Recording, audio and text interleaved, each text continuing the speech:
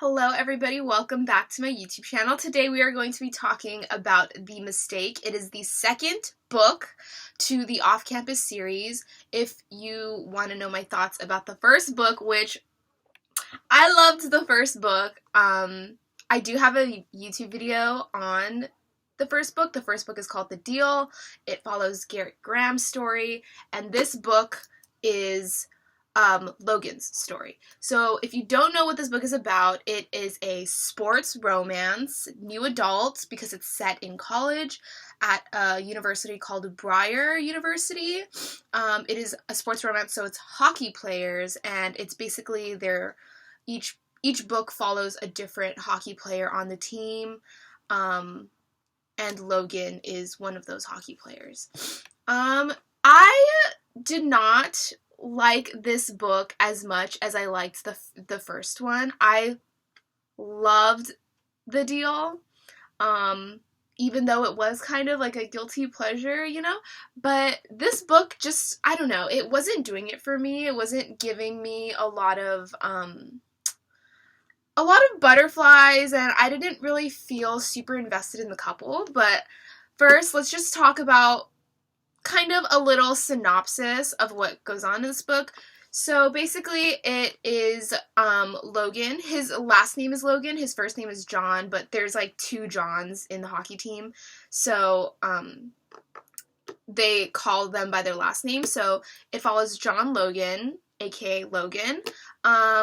He's in his junior year, and he is still pining over Garrett, aka his best friend, his teammate's girlfriend. Logan is super, lusting after Garrett's girlfriend, and he's just being really simpy and depressed about it. So he kind of, sleeps around every single day to try to get over his best friend's girlfriend, and he's just kind of in, a depressed state of his life.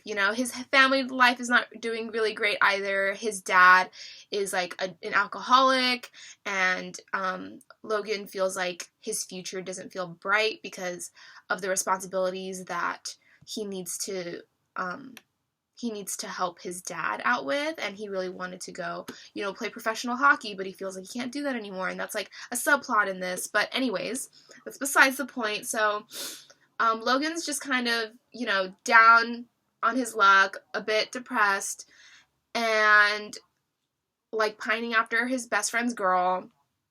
And one night, he tries to go to a party.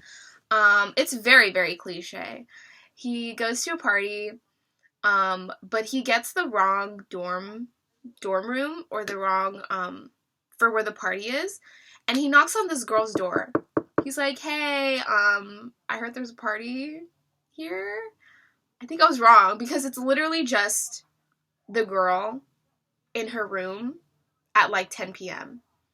And she's just chilling in her dorm room, and this really hot guy is just at her door, and he doesn't have his phone on him, and she's like, hey, hi, what the hell? And the hockey team in this university at Briar is very, very well known, so everybody knows who he is, and things like that. So this girl who he knocks on her dorm room door, her name's Grace. She is the main character. She's the protagonist of the story. She's a virgin, and she's just has the kind of mindset of, I want to get it over with, or, she doesn't, she just, I don't know how to explain it, but that's kind of the vibes I get from her, oh, I want to get it over with, I'm supposed to be having fun in college, and, things like that. And so when Logan knocks on her door, she's just oh, I'm very attracted to him, and since he doesn't have his phone on him, they kind of just, hang out that night, and they start making out, and, doing stuff, and they see a movie that night, in her dorm room, and they kind of click, they make out, and that's kind of where the story goes from there. yeah, that's basically all I'll say about that. That's like a spoiler-free type of like talk there. So the main character, Grace. To be honest, I think the reason why I'm kind of iffy about this book is because it really, the way that it's set up, Grace could have literally just been your name. You know, like, oh, in Wattpad stories, it's just like YN. Like, she could have been anybody, you know? There wasn't anything to her that was super special, and that, like, Logan is the only person who understands her and vice versa. Like, it could have really just been anybody, but it just so happened to be Grace. You know what I mean? That's kind of the feelings that I get from it. And I do think, though, that I do like Grace. That's only because she's really relatable to me. Like, everything that she was talking about in the book, about how she is, I'm like, this is literally me. Like, Grace is me. And I was just like, oh my god, how is this so accurate to my life? She, like, for one, she babbles a lot, and she talks about that. Like, when she gets nervous, she just, like, keeps talking, doesn't shut up. I go on rants all the time, and I don't know when to shut up. It's very bad. Her whole thing with, like, going to college, and, like, how she is, and, like, stuff like that. I relate to that. You know, I relate to her a lot. And it was kind of scary how accurate her life was to me, like, her personality. So, you know, I did like reading that. I was like, okay, I could be Grace if I was, you know, white, but we're not going to talk about that.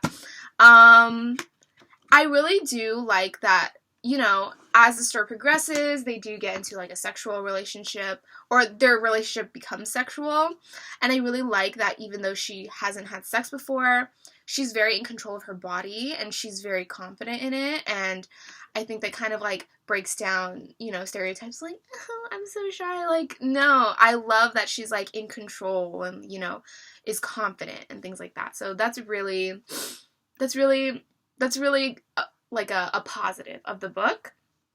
As for Logan, and I will say this for most of the players on the hockey team at Briar, I'm really starting to feel like they're all just becoming the same person in this series. Like, Logan, the way that they describe what these players look like, this goes for the deal, the first book, and this book, and, like, even some of the football players, they just ooze the same kind of personality. They look the same, they speak the same, and there's not really much of a distinction between them, so I will say that that is a negative. Like, I kept trying to imagine Logan, and sometimes I would be like, he looks so much like Garrett to me at the same time, because of the way that they describe him physically in the book. Also, the thing that what I said about, like, oh, Grace could have been YN, she could have been anybody, is because the thing I love about romance books is the reasoning behind why they're together.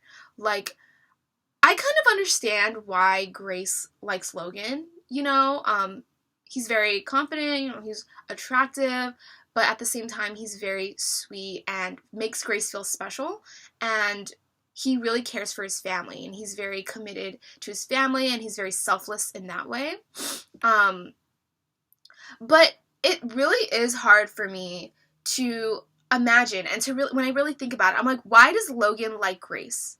You know, because a lot of the qualities that she exudes, and he kind of explains in the book, like, I like her because she's, like, you know, beautiful and smart and funny, and things like that, but the actions and the way that they speak to each other in the book, it doesn't feel special enough for me to feel like, you know, they could be together forever. You know, like, for example, in The Deal, in Garrett and Hannah's book, aka the first book, you see the way that they talk and the way that they connect, and the things that they talk about, it's very much like, the banter was very, very good. It was really great banter, and I was like, oh yeah, the chemistry is on fire, they're connected, and they are special to each other. But with Logan and Grace, I just felt like I kept reading this book and nothing was really happening. The story was progressing, but the feel and the chemistry wasn't for me. And you know, they do have an epilogue of 2 years later, and it just didn't really feel super believable to me. I don't know why. I know, you know, this is one of those, like, happy ending books. Obviously, they get together, and he says, like, oh, I want to, like, be with you forever, like, you're it for me, but I just didn't understand why. And that was annoying me throughout the book. So it did kind of bore me. It was super, super, super cliche. This book is so cliche. It reads way more Wattpad than the first book. The Deal, yes, very Wattpad-esque, but it has so much great hints and qualities that made it just feel special. Like you were reading a special love story. This, I was just like, it felt so generic. It felt so, so generic, and like, I just didn't really care for the characters as much, and it didn't really feel special. So, also, it does follow the same misogynistic tendencies and, like, self-deprecating tendencies and slut-shaming tendencies that the first book also had. For example, they were talking about people that the hockey players sleep around with and saying that those women have low IQs. And Grace was saying this, and I was like, Grace, how would you know that? You don't know them. They can do whatever they want with their bodies. They could be really, really smart. Just because they have sex a lot does not mean that their IQs are low. You know what I mean? Like, it was just giving very, like, internalized misogyny, but, you know, what can we say about all of these books? All of these books have this.